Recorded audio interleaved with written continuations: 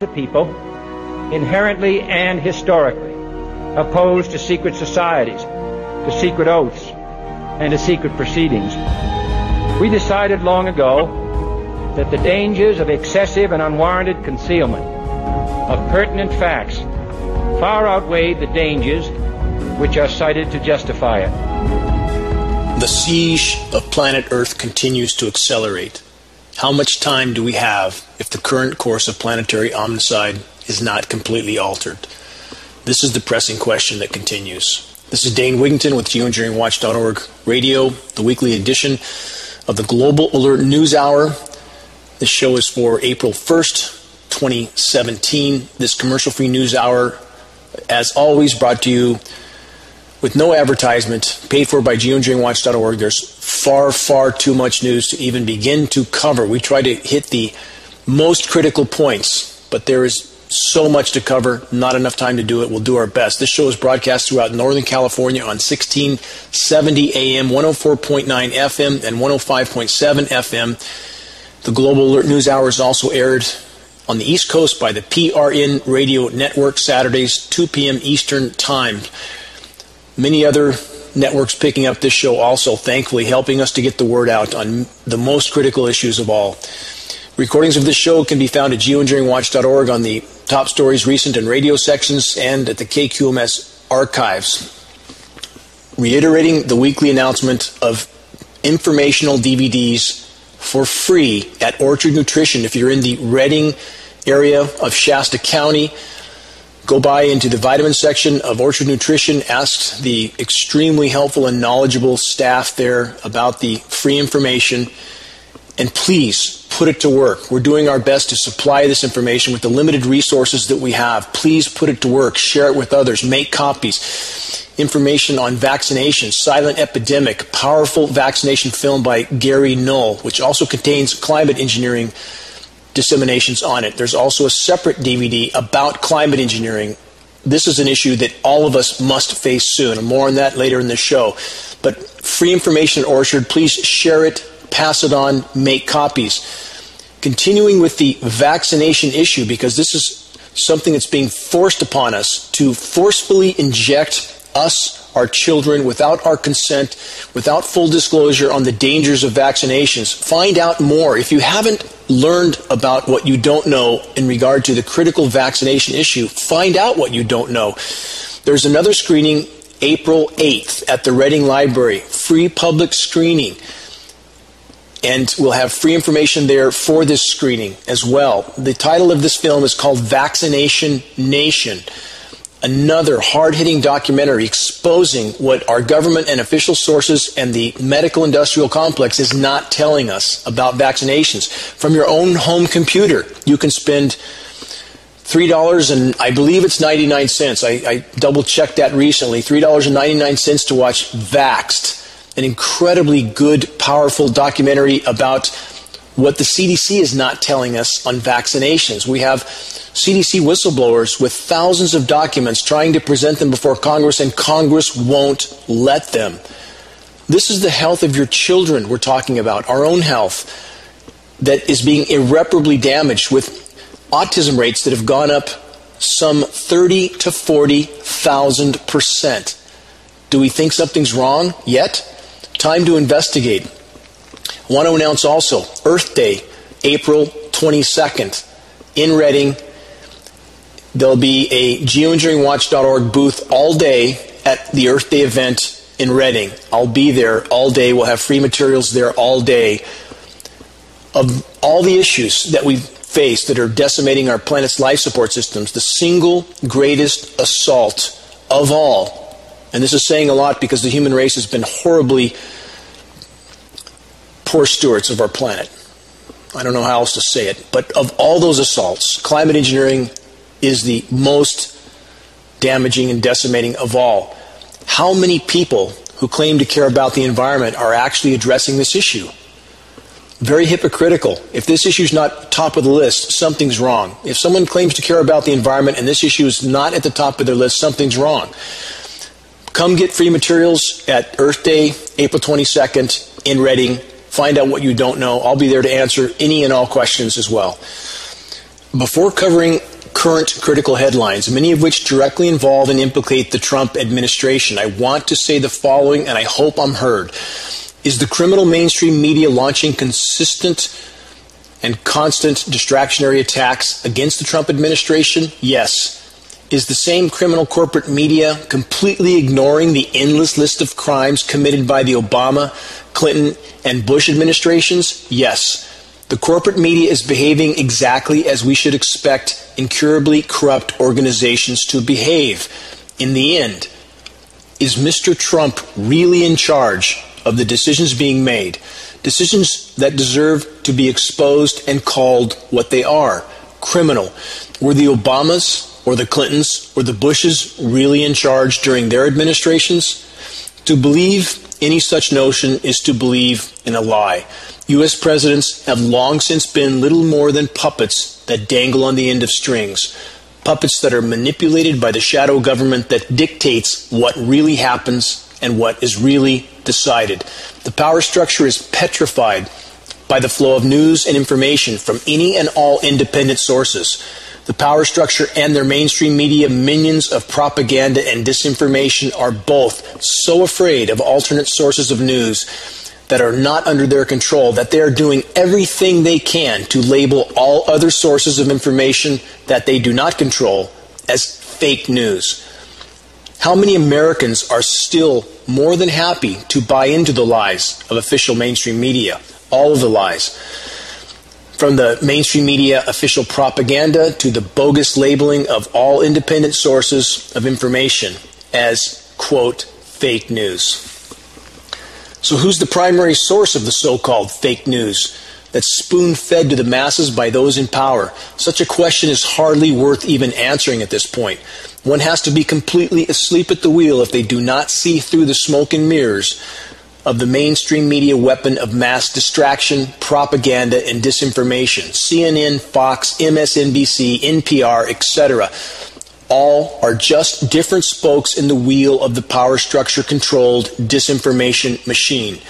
Any variances in reporting from these propaganda sources is only designed to further fuel the polarization, division, and confusion of the U.S. population.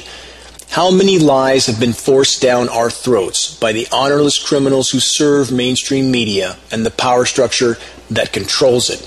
From the completely false and scientifically impossible official narrative of the events on 9/11 to the blatant lies about vaccinations being safe, tested, and effective, to Saddam Hussein's non-existent weapons of mass destruction. The list goes on and on and on. The military-industrial complex must have a scapegoat to galvanize populations into accepting and supporting their twisted criminal agendas. Who's the latest scapegoat for the cancerous power structure that currently controls the world? Russia, of course. Here's a headline that should shed some light on that subject. WikiLeaks reveals CIA's, quote, marble framework, end quote, capable of disguising hacks in foreign languages. From that report, as part of WikiLeaks' Vault 7 release, they just revealed a top-secret CIA project dubbed, quote, Marble, end quote, which is a program that enables the CIA to hack undetected by cloaking their whereabouts in foreign languages. In other words, for example, they could have hacked into John Podesta's email box and made it look like the Russians did it. Is this any surprise? No surprise at all. The criminally corrupt U.S. mainstream media tries to scapegoat Russia for interfering with elections. What were the emails in question about, wherever they came from? They were about the countless crimes of Hillary Clinton. Wherever the email exposure did come from, why have the Clinton crimes that were exposed now being completely swept under the rug, including being completely ignored by the Trump administration? Didn't Trump say he would prosecute Hillary? Not a word now. Not a word. Because he's dangling from the end of strings just like Clinton was. All smoke, mirrors, and deception. How many governments, let's ask this. This is important. How many governments has the U.S. government attempted to overthrow just since the end of World War II? This is historical fact. I can't read them all in this broadcast. There's not enough time. The list is 59 countries long. How severe were some of these attempts to overthrow? Do Americans even remember Vietnam and the nearly 60,000 valiant U.S. military men and women sacrificed for this completely criminal and tyrannical assault launched on a country with the excuse of the Gulf of Tonkin false flag event staged by our own government? That's historical fact. Just like the events of 9/11, and the U.S. criminal corporate media is trying to start a war now with Russia because of emails exposing the criminal behavior of Hillary Clinton? Really? We're living in an insane asylum. It's about time people wake up to that fact. They need to wake up fast because we don't have much time. All is at stake now. Back to the Pentagon. From the UK Guardian, the Pentagon has never been audited. From that report, trillions in taxpayer money has gone unaccounted for since 1996 at the Pentagon. How much more central banker printed fiat money has never been disclosed on top of this figure, by the way. The report continues. Over the last 20 years, the Pentagon has broken every promise to Congress about when an audit would be completed. The director of the audit of the Pentagon Coalition told The Guardian. No accountability, none. The military-industrial complex funded by the central bankers with printed Fed fiat money. That's why the dollar is the global reserve currency. That's why our country is willing to topple any country that tries to refuse to use the dollar as the global reserve currency. It's all connected. This is a very complex web. Pentagon, no accountability whatsoever. Military-industrial complex, no accountability whatsoever. What's the Trump administration want to do? And this is not an endorsement of Clinton or Obama or Bush's or anybody else. Please understand that. It's about what's happening right now and the current puppet that holds the White House. Unfortunately, here's the headline, by the way. Unfortunately, the Trump administration wants to give the Pentagon even more money to further expand the military-industrial juggernaut of mass destruction. Where is the Trump administration and the military-industrial complex who controls him making cuts? Where are they making cuts? They're pumping up the military to unimaginable levels because that's what a cancer wants to do, proliferate at any cost until the host is dead. Who's the host? Planet Earth and us. Where are they making cuts? Here's a headline from last week. Trump administration dismantling methane regulations. No surprise from that report. President Donald Trump proposed a massive cuts to the EPA, which would include a 23% cut to the Enforcement Division tasked with overseeing emissions at gas-fired power plants and oil refineries. The Trump administration has also announced its intention to halt former methane emissions rules for gas situated on U.S. public lands and has already reversed the EPA's informational request for methane emissions data from U.S. domestic oil and gas producers. A total free-for-all. The cancer doesn't care about the destruction it causes. It only cares about its own proliferation, and it needs massive amounts of unregulated energy to continue its metastasization around the planet. Another headline, study, natural gas power plants emit up to 120 times more methane than previously estimated. This is covering our planet like a layer of glass, allowing heat to come in but not to escape. Why is Venus 900 degrees on the surface? Because it's blanketed in the same type of greenhouse gases that are now filling our atmosphere. This is the fast track to Venus syndrome. Look that term up, Venus syndrome. See what you don't know. From this report, researchers at Purdue University and the Environmental Defense Fund have concluded in a recent study that natural gas power plants release up to 120 times more methane than earlier estimates stated. No surprise, all cover-up. And the population, unfortunately, so far, all too happy to have such dire news covered up. Let me add one more very important fact to the methane that's covering the planet like a layer of glass. Over a 10-year time horizon, methane is from 100 to 120 times more potent a greenhouse gas than CO2. So not only is there 120 times more methane releasing from these power plants than previously thought. Not only is the Trump administration dismantling any regulation or oversight over this leaking, but methane is astoundingly powerful as a greenhouse gas. This is not being disclosed, none of it. This is the fast track again to planetary omnicide. Another headline, Photos reveal more than 200 bright Arctic lakes have started bubbling with methane gas. It's not just the power plants. The planet is thawing and releasing massive methane deposits all over the globe. Climate engineering, in the attempt to hide what's unfolding, is only further fueling the fire and poisoning the entire planet in the process. From this report about the methane gas links in the Arctic lakes, satellite images have revealed more than 200 strange bright blue lakes in Russia's Arctic regions that are bubbling, quote, like jacuzzis, end quote, as a result of leaking methane gas. The lakes are a type of thermokarst lake. This is a scenario that occurs when thawing permafrost causes the surface to collapse and fill in with meltwater. The report continues, but unlike normal dark thermokarst lakes, these ones are bright blue and bubbling because of methane that's leaking into them before escaping into the atmosphere. Methane, lighter than air, migrates to the atmosphere and fans out, covering the planet as I described. Another headline, world's first large-scale area of acidified water found in Arctic Ocean. From that report, acidity in the area has increased twice as fast as any other body of water that's been measured, and it's now 6 times what it was 20 years ago. Ocean acidification is related to increasing levels of atmospheric carbon dioxide. Waters grow more acidic as they absorb this gas from the air. When you hear people say CO2 is wonderful, the more the better, that's absolutely not true. Is it necessary? Of course. Water is necessary as well. As I've stated before, if you're 10 feet underwater and you can't breathe, water's not so helpful anymore. Too much of anything is not good.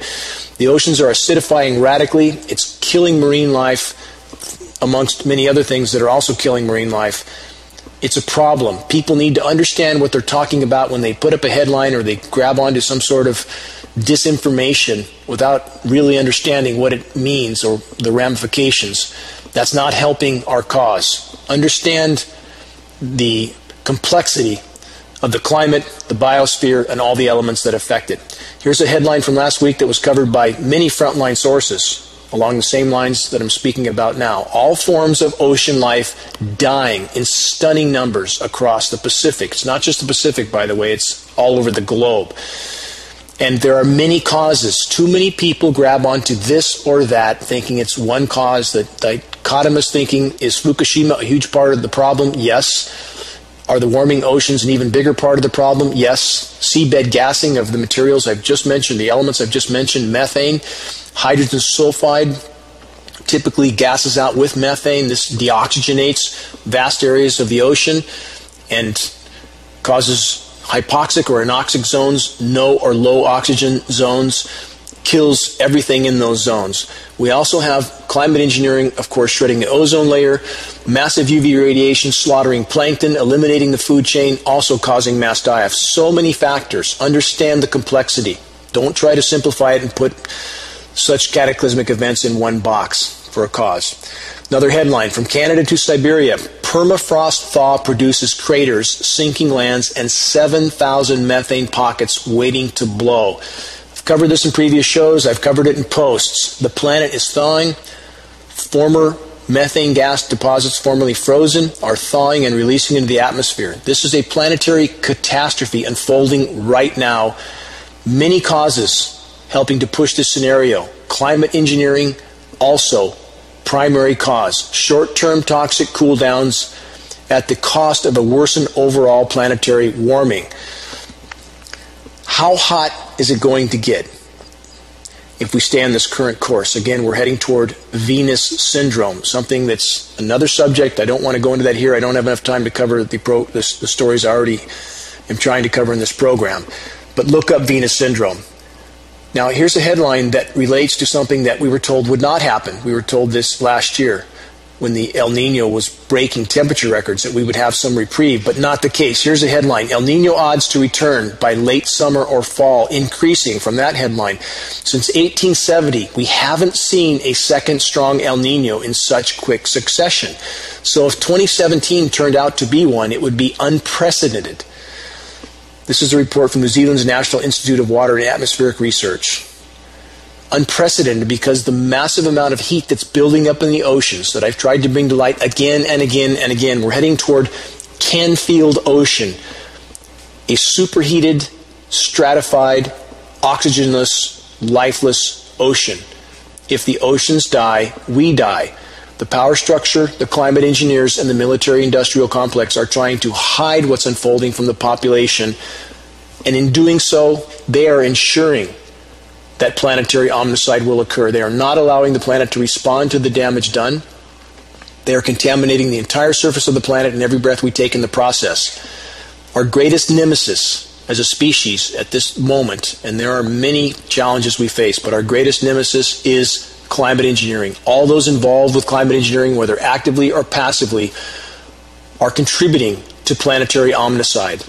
They should be held accountable in trials that resemble the Nuremberg trials. We must expose them. This includes media. The media who is towing the lies for the power structure and hiding these crimes from the public. They, thus themselves, are committing crimes. Another headline, a building boom and climate change create an even hotter, drier Phoenix. This is just one example of one city. It's happening all over the globe. But it's important that people understand the severity of what's happening and the ramifications. From this report, the sprawling metropolis morphed into, speaking of Phoenix, morphed in a matter of decades from a scorching desert outpost into one of the largest cities in the nation. Today, Phoenix is a horizon of asphalt, air conditioning, and historic indifference to the pitfalls of putting 1.5 million people in a place that gets just 8 inches of rain a year and where the temperatures routinely exceed 100 degrees. Report continues. Now, however, the city faces a reckoning. It's called climate change. Again, this is an abrupt climate shift. It's much worse than climate change. We must understand that. And I'm not asking anyone, I've never asked anyone to believe me. I'm asking you to abandon your preconceptions, biases, and ideology and look at frontline data. It's happening now. An abrupt climate shift being made worse by climate engineering, the attempt to hide what's happening from the population. Report continues again. It's called climate change, and it's expected to further expose the glaring gap between how the city, Phoenix, lives and what it can sustain. The future, scientists say, will be even hotter and drier. The monsoons will be diminished. Summertime highs could reach 130 degrees in the coming decades. Think Death Valley, but with subdivisions. This cannot be sustained. So much of what the human race has done is completely and totally unsustainable. And we're about to find out how true that is as we begin to hit the wall. Another related headline, and these headlines based on what's happening in the biosphere supersede all the political theater and orchestrated drama that's designed to distract populations from exactly what I'm talking about right now. This is not just some subject that I'm particularly interested in. It's a subject that we must all be interested in if we're interested in our own survival. That's what has to be remembered. This is about survival on planet Earth. If the biosphere is altered to the degree that the planet can no longer support life, that's game over. We have so radically altered Earth's former energy balance that now, as I have stated in previous broadcasts, mathematically speaking, the planet is heating at a rate of the thermal energy contained in 4 to 5 Hiroshima bombs per second. 400,000 per day. That's how fast the planet's heating. Can't hide this much longer. Geoengineering, as I stated, climate engineering, climate intervention, making it all worse, not better. This headline again. Climate change is altering global air currents, increasing droughts, heat waves, and floods. All these mainstream headlines, of course, from mainstream sources, of course, do not address the climate engineering elephant in the room. They don't. But I am. So when I read a headline like this, understand, I am including climate engineering in this.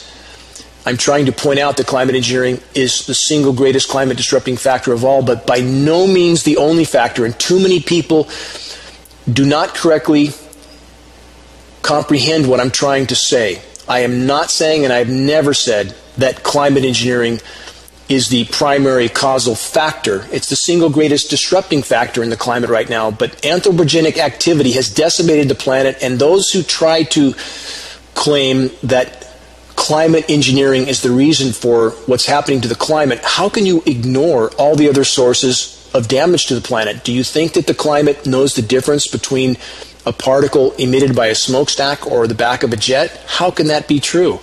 How can paving the planet, cutting down the forests, and poisoning the oceans not have an effect. Complex equations. Don't try to oversimplify them and thus lose all credibility. That does not help our cause.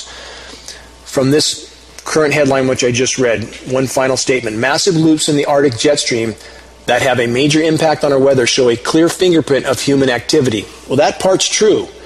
But what this article does not say is that the jet stream manipulation is so directly connected to the network of global ionosphere heaters like HAARP that are tearing our atmosphere apart, creating high and low pressure zones, steering the jet stream, all part of the ongoing climate engineering insanity. None of these headlines reflect that. A report from across the world, something to consider. Here's the headline. March heat waves have begun to hit India with record 110 degree Fahrenheit temperatures in a scary preview of how torturous 2017 will become. I want to remind everyone that last April in India, we had a heat index temperature of 165 degrees. That's a feels-like temperature, just like wind chill. Heat index, combination of temperature and humidity, 165 degrees in India in April. This must be considered for those that are in the chemical engineered cool down areas of the East Coast and some on the West Coast who think everything's normal because they're living in a chemically engineered cool down zone. Think about this. For those in wealthy and heavily militarized nations who are located, as I stated, in the geoengineered cool down zones, and thus who believe the whole world must also be cool, I want to give a reminder of this headline, which was posted a week ago on geoengineeringwatch.org, which I covered. Quote, climate engineering, cooling wealthy nations while poorer countries incinerate. From that report, consider this. How is it possible that the abrupt climate shift unfolding on our planet is not creating nearly as much heat in wealthy nations as compared to poor countries? How can that be? This now statistically proven scenario is yet another glaring red flag to confirm the ongoing global climate engineering being carried out by militarized, industrialized nations is going on. Highly toxic and environmentally devastating global geoengineering programs are a primary tool and weapon of the more powerful and wealthy nations. Logic. We need to use logic in this equation. How is it possible that wealthy, more militarized nations are not heating as fast as the poorer, non-militarized nations? There's only one answer to that question. It's called climate engineering. Continuing, geoengineering destroys our planet's ability to create natural cloud cover.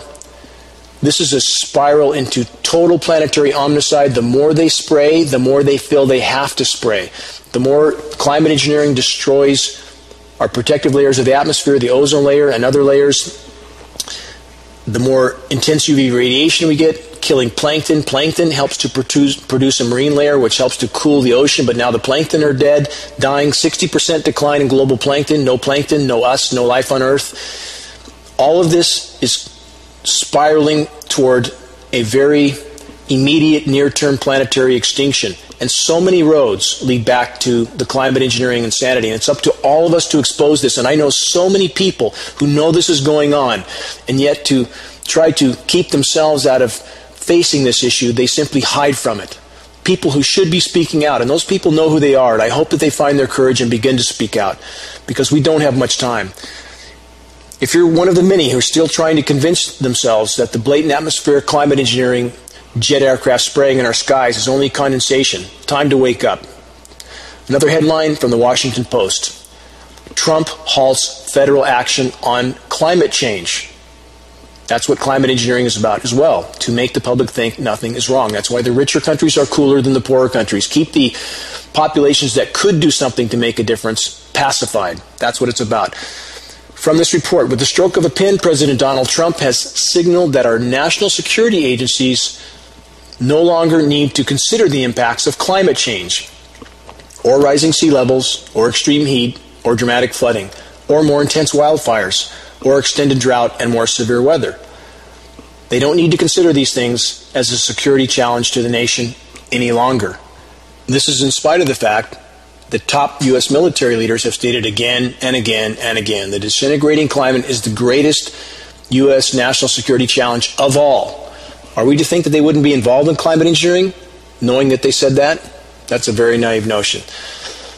So we have the Trump administration trying to sweep everything under the rug and have an all-out planetary looting, pillaging, and plundering assault until the last moment before collapse. Another headline, Energy Department Climate Office bans use of phrase climate change. Again, Orwellian world that we live in, completely Orwellian. It's up to all of us to face what's happening, what's unfolding, while we can still make a difference. From that report, the Energy Department's International Climate Office told staff this week not to use the phrases climate change. This is a very frightening world that we're descending into. The responsibility to change this course rests on all of us. Another headline, Trump's environmental order jeopardizes our national security, relating to what I just went over. In March 2013, four-star Admiral Samuel Locklear III sat down with the Boston Globe in an interview in a Cambridge hotel. As head of the Pacific Command, Admiral Locklear commanded 400,000 troops stationed in the Pacific Command, stretching from California to India to Korea. The Admiral had to worry about North Korea's nuclear capabilities, tensions between China and Japan over the South and East China Seas, typhoons in the Pacific. But when reporter Brian Binder asked him what was the biggest long-term security threat in the Pacific region, Admiral Locklear gave a two-word answer, climate change. He explained, if it goes bad, you could have hundreds of thousands or millions or tens of millions of people displaced, and then security will start to crumble quickly. Here's the bigger point. As the climate system implodes due to the damage done by anthropogenic activity, this is human activity, which of course includes, as I've stated over and over, which includes climate engineering, weather warfare. Populations will not only be displaced, they'll be starving to death as the planet's life support systems fail, and they are failing. Here's a headline to continue in this theme. Mass starvation looms as U.S. slashes aid. From that report, the world's largest humanitarian crisis in 70 years has been declared in 3 African countries on the brink of famine, just as U.S. President Donald Trump's proposed foreign aid cuts threaten to pull the United States from its historic role as the world's top emergency donor. Now a reminder, remember the information I've already covered in previous broadcasts that globally some 20 million people or more are expected to starve to death in the next 6 months. Remember this also, which I've covered again and again. The U.S. is already importing tens of billions of dollars worth of food from all other countries in order to keep the U.S. shelves stocked, in order to keep U.S. populations blind and oblivious to all that's unfolding until the last possible moment. The atmosphere and the climate system are primary elements of the planet's life support processes. As these systems continue to be torn apart, again, by human activity and climate engineering, as the biosphere implosion continues to accelerate due to these factors, economic and social collapse will follow. This week, yet another completely engineered, chemically ice-nucleated snowstorm was orchestrated by the weather makers. The theatrical name of this storm was Winter Storm Theseus. This so-called winter storm was fed with flows of moisture straight out of the record-warm Gulf of Mexico, just like the many previous geoengineered, chemically ice-nucleated winter storms.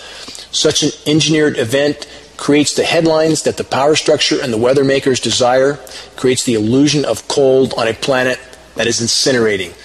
The masses must be awakened from their slumber so that they'll finally take notice of the ongoing and accelerating, highly toxic climate engineering jet aircraft spraying going on in skies all over the globe. A reiteration of what this show is about. It's about the most dire issues we face, the most immediate threats we face, and those threats are not the political theater that is shown on corporate media propaganda stations day in, day out. Those threats are most immediately about Earth's life support systems, which is most directly being decimated by climate engineering, and a long, long list of other anthropogenic causes. All must be remembered. Another headline that further reveals the Trump administration's complete commitment to the corporate America military-industrial complex. Bottom line, that's what it's about. Profits. Here's the headline. EPA chief rejecting agency's science chooses not to ban insecticide. They don't care at this point. It's an all-out, no-holds-barred assault on the planet from every direction. From this report, Washington, Scott Pruitt, the head of the Environmental Protection Agency, moved late on Wednesday to reject the scientific conclusion of the agency's own chemical safety experts, who recommended that one of the nation's most widely used insecticides be permanently banned from farms nationwide because of the harm it causes children and farm workers. Continuing from the report, the ruling by Mr. Pruitt is one of the first formal actions as the nation's top environmental official. That's a real contradiction in terms, isn't it? As he rejected a petition filed decades ago by groups that asked the agency to ban all uses of chlorpyrifos. The chemical was banned in 2000 for use on household settings, but still today is used in about 40,000 farms on about 50 different types of crops, ranging from almonds to apples. That's got to be good for us, isn't it? And now that insecticide will not be banned thanks to Trump's appointee to the EPA. Late last year, the report continues, and based on research conducted at Columbia University, EPA scientists concluded that exposure to the chemical in question that has been in use since 1965 was causing significant health consequences. They concluded learning and memory declines, particularly among farm workers and young children who are exposed. But Dow Chemical, which makes the product, along with farm groups that use it, had argued that the science demonstrating these chemicals were harmful were not conclusive, especially when properly used to kill crop-spoiling insects. But who eats those crops? And we have data to prove these chemicals are harmful, but what's the bottom line? What's the bottom line with the Trump administration and his appointees? Corporate profit. That's the bottom line. And the same is true with Obama, same is true with Clinton, same is true with the Bushes. All the same. Different faces of the same coin. I want to state this clearly. For those that take the Trump criticism as some sort of endorsement of other criminal administrations, like those I just mentioned, that is not the case. Please don't think dichotomously. There's no room for dichotomous thinking in any legitimate search for the truth. Another headline. The plan for storing U.S. nuclear waste just hit a roadblock. It's about time the human race realizes that we are not only one people, we have only one planet, an enclosed biosphere. And as we irreparably poison it, we will die with it. Continuing from this report, America's favorite problem, to ignore what to do with radioactive waste, just got worse. Since 1987, the grand and controversial idea was to put it all in one place, a series of tunnels deep below Nevada's Yucca Mountain, and just bury it. That's what we do with our waste. Well, last week, America got 3 new national monuments, including the 704,000 acres of the Basin and Range National Monument. Radioactive waste doesn't disappear if you ignore it. The U.S. has 75,000 tons of highly radioactive waste, spent reactor fuel, and the byproducts of processing it, that now sit in pools or dry caskets at nuclear power plant facilities, never intended for long-term storage. When will people realize the human race is sucking the noose around its own neck from every possible direction? From Fukushima, which there's no technology to fix, to all the building up thousands of tons of nuclear waste that there's no technology to deal with. From every direction, the human race is pulling the noose around its own neck. And how many people have asked me how many times those in power wouldn't do this to themselves? Speaking of climate engineering and the toxic fallout from it, how many things is the power structure doing to themselves and the rest of us? How many examples do we need? Time to wake up. Another headline along those lines. How about the suicidal nuclear weapons arsenal?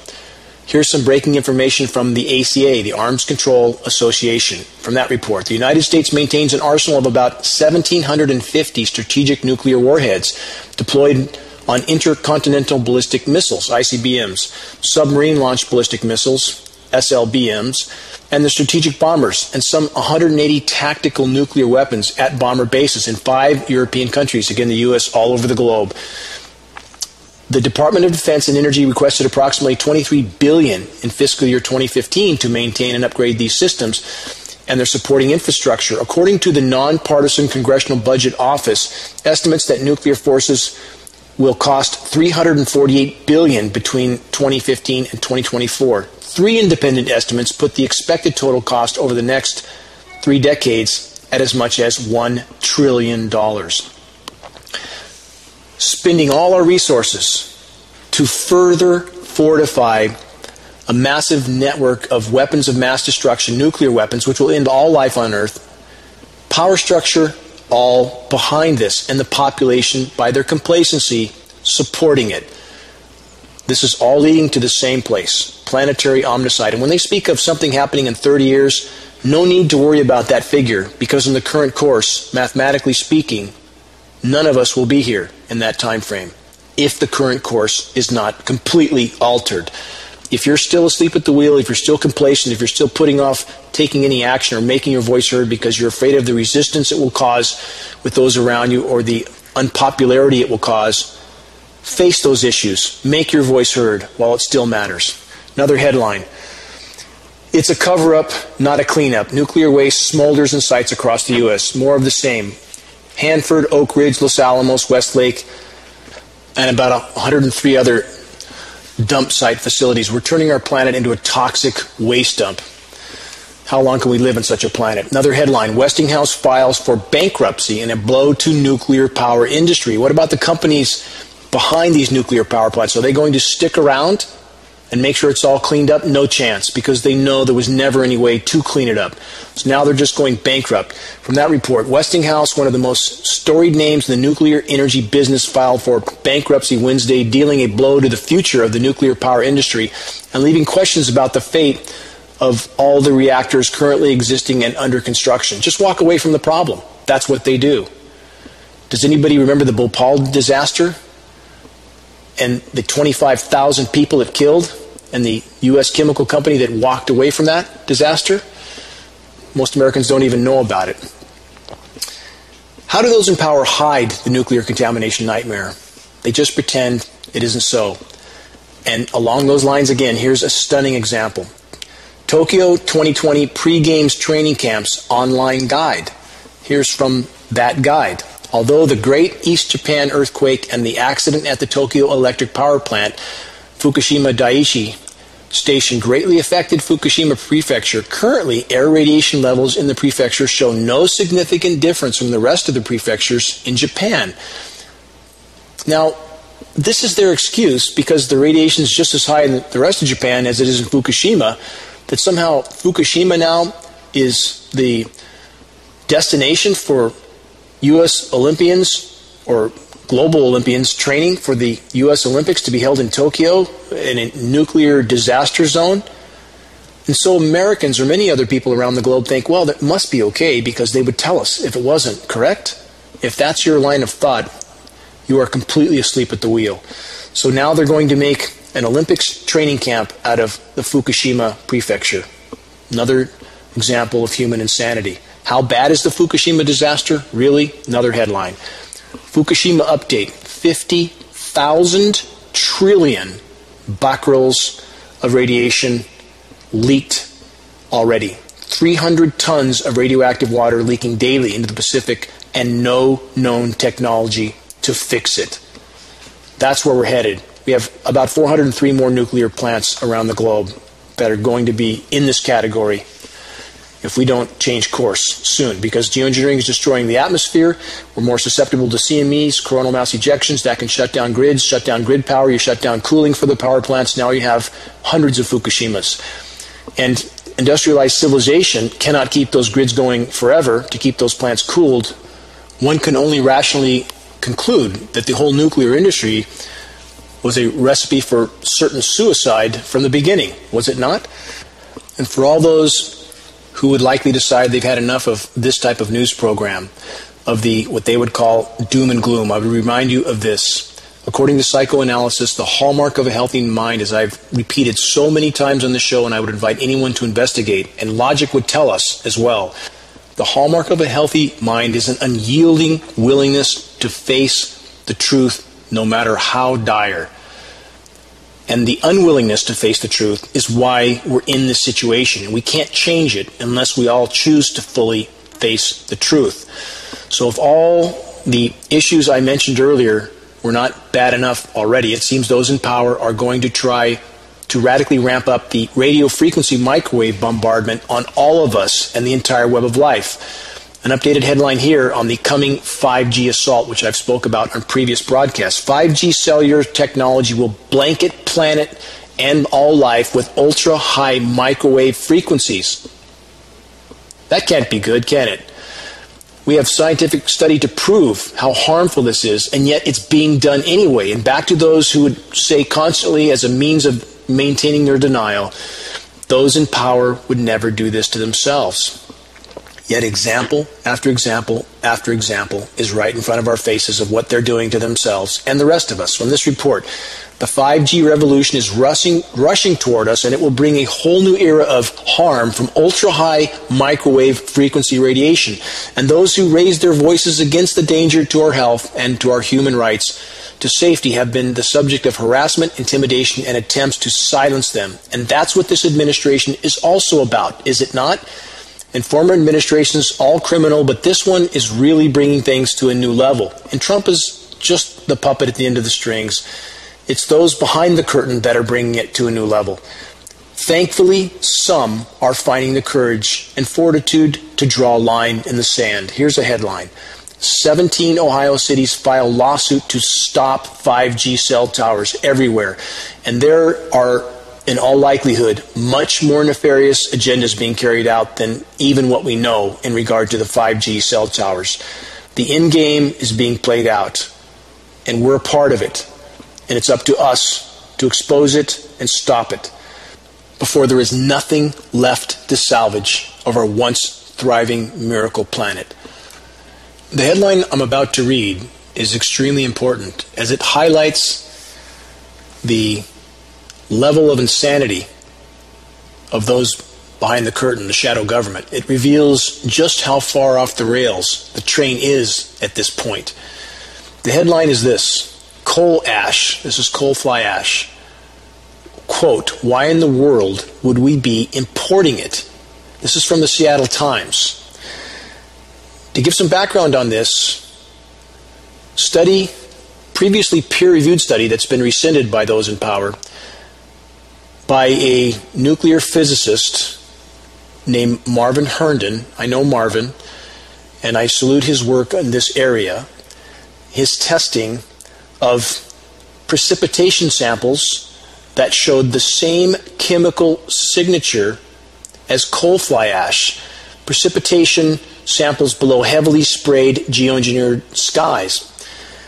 As I've disclosed also in previous broadcasts, these same materials are conducive for ocean iron fertilization, another form of geoengineering that causes the oceans to uptake more carbon, further acidifying them, as I covered earlier in this show, and killing them eventually, but hiding the amount of atmospheric CO2 for a while in the oceans at the cost of killing the entire planet. So when these studies showing a chemical signature in precipitation that was very close to coal fly ash, indicating that coal fly ash is likely a base material being used in the climate engineering operations, because we're talking about an unimaginable amount of material. Stated goal by geoengineers like David Keith to put 20 million tons of this material in the atmosphere daily, and the amount of material it takes to cause global dimming, the amount of direct sunlight no longer reaching the surface of the planet, the amount of material it takes to cause a 30% global dimming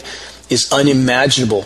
The amount of material it takes to change soil pH values, in some cases 10 to 12 times toward alkaline, is unimaginable. The amount of material it takes to block, in some days, 60 to 80% of solar power PV uptake is unimaginable.